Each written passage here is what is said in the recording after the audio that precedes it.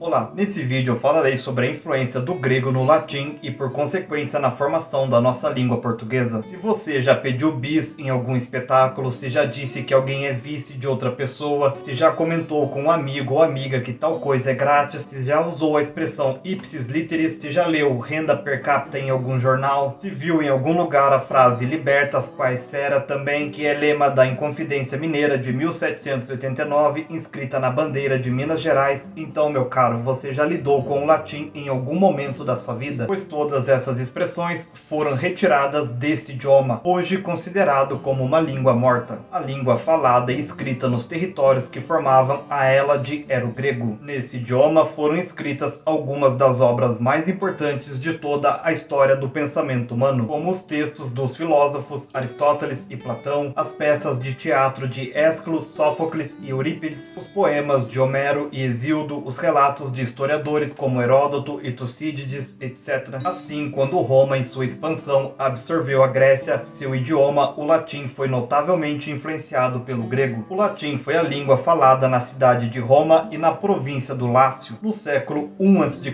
estendeu-se a toda a Península Itálica e em seguida a parte ocidental da Europa, desde a atual Romênia até Portugal. O idioma oficial do antigo Império Romano deu origem a um grande número de línguas europeias, denominadas românicas ou neolatinas, como o português, o espanhol, o francês, o italiano, o romeno, o galego, etc. Depois da queda do Império Romano do Ocidente, o latim continuou a ser empregado durante séculos como língua culta em toda a Europa. Esse vídeo é o 10º da série que buscará contar toda a história da Grécia Antiga. É importante que você assista todos os vídeos dessa playlist na sequência para ter um melhor entendimento do assunto. Fico feliz de ter você aqui novamente para mais uma videoaula. Eu sou Lucas Schwab e peço um favorzão seu que é para deixar aquele like para que esse conteúdo alcance mais pessoas. Por intermédio do latim, muitas palavras de origem grega chegaram até nós. Além disso, nosso idioma assimilou sufixos e prefixos ou mesmo expressões inteiras diretamente do grego. Quer ver um exemplo? A palavra eletricidade, ela deriva do grego electron, que significa âmbar, que é uma resina fóssil encontrada no interior de um tipo de pinheiro já extinto. Por volta de 610 a.C.,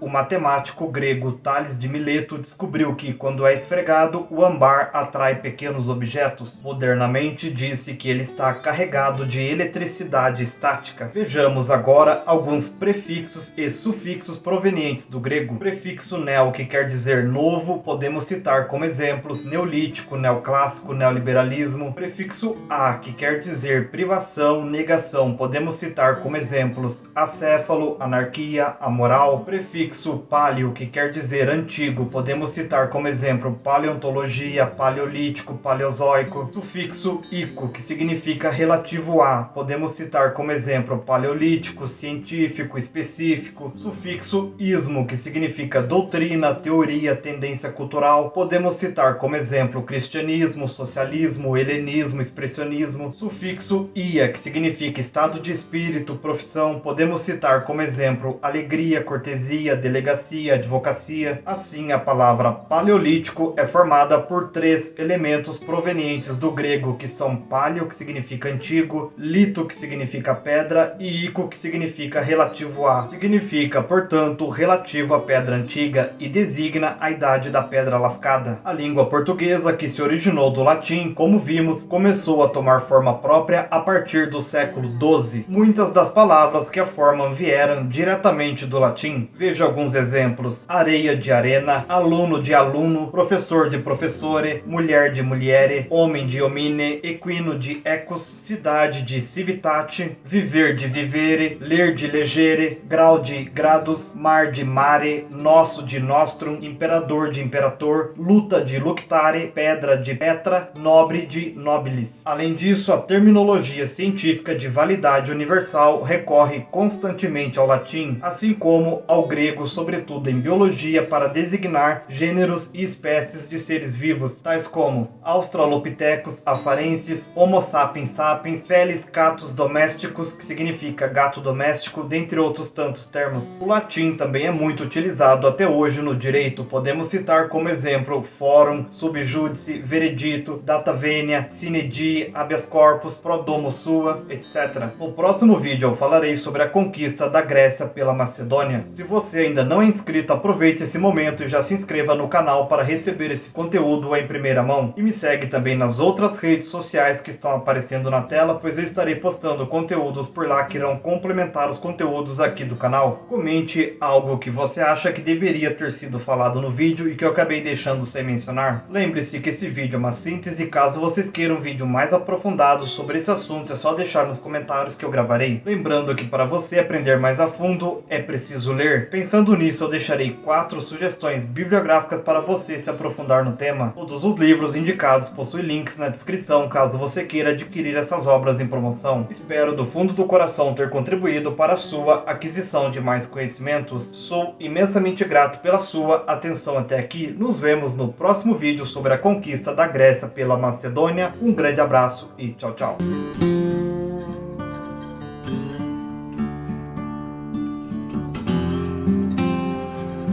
Tchau.